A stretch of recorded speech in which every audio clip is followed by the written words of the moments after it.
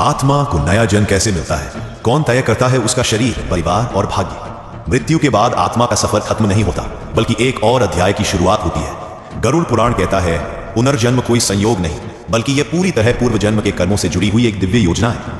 आत्मा विश्राम के बाद पुनः सक्रिय होती है। जब आत्मा यमलोक, विशेष लोक या स्वर्ग नरक में अपना समय पूर्ण कर लेती है, तब एक अदृश्य संकेत उसे फिर से धरती की ओर खींचता है। पर कौन तय करता है कि अब किस घर में जन्म लेना है, किस माता पिता के गर्भ में जाना है?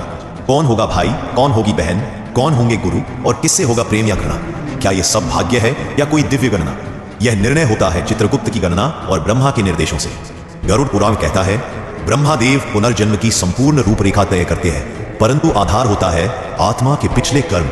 कैसे होती है आत्मा की अगली यात्रा की शुरुआत? चित्रगुप्त आत्मा का कर्मपत्र यमराज को सौंपते हैं। यमराज उस आत्मा के गुण, दोष और आत्मिक प्रगति के आधार पर उसे आगे भेजने का आदेश देते हैं। फिर आत्मा वायु वेग से पुनः पृथ्वी की ओर यात्रा करती है। अब ब्रह्मा के लोक में एक दैवी गणना होती है। कौन सा परिवार आत्मा के कर्मों को झेल सकेगा? कौन से माता पिता उस आत्मा को जन्म देने के योग्य है? कौन सा वातावरण उसके कर्मों को फल देने का माध्यम बनेगा? आत्मा को कौन सा शरीर मिलेगा?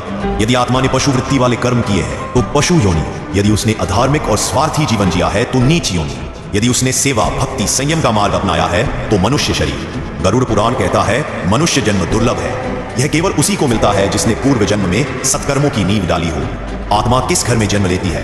अब सबसे बड़ा प्रश्न, परिवार कौन तय करता है? गरुड़ पुराण में इसका उत्तर स्पष्ट है। आत्मा उन्हीं माता पिता के पास जाती है जिनसे उसका पिछले जन्म में कोई अधूरा कर्म या ऋण जुड़ा होता है। कोई पिता बनता है क्योंकि उसने आत्मा को पूर्व जन्म में सहारा दिया था। कोई माँ बनती है क्योंकि उसने पिछली बार सेवा की थी या सेवा की आशा अधूरी रही। कोई भाई, बहन, पति या पुत्र, ये सब आत्मिक संधियों का परिणाम होते हैं। आत्मा को जन्म से पहले क्या दिखाया जाता है?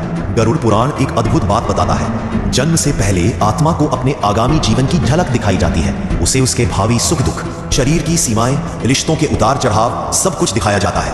और तब आत्मा स्वीकृति देती है, हे प्रभु, मैं यह जीवन भोगने को तैयार हूँ, मुझे एक और अवसर दीजिए मोक्ष की ओर बढ़ने का।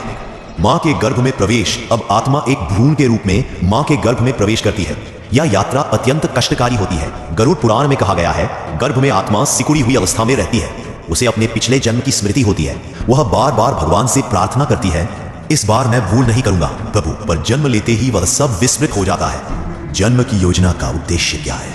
अब प्रश्न है, ये सब योजना क्यों इतना जटिल खेल? क्यों नहीं आत्मा को सीधे मोक्ष मिल जाता?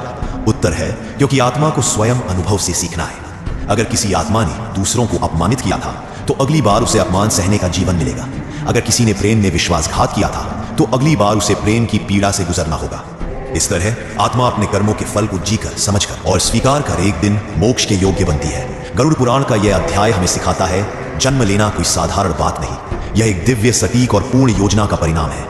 आत्मा को वही मिलता है जो उसने बोया होता है, पर भगवान हर बार उसे नया अवसर देते हैं ताकि वह चेत सके और मुक्ति पा सके। आपका जीवन आपकी आत्मा की एक यात्रा है, वह यात्रा जो आपने चुनी है और जिसमें आपके हर रिश्ते, हर सुख दुख का उद्देश्य है। इसे समझिए, स्वीकार कीजिए, क्योंकि यह अवसर बार बार नहीं मिलता। गरुड़ पुराण कहता है, जागो, जब तक चेतना की डोरी तुम्हारे हाथ में है।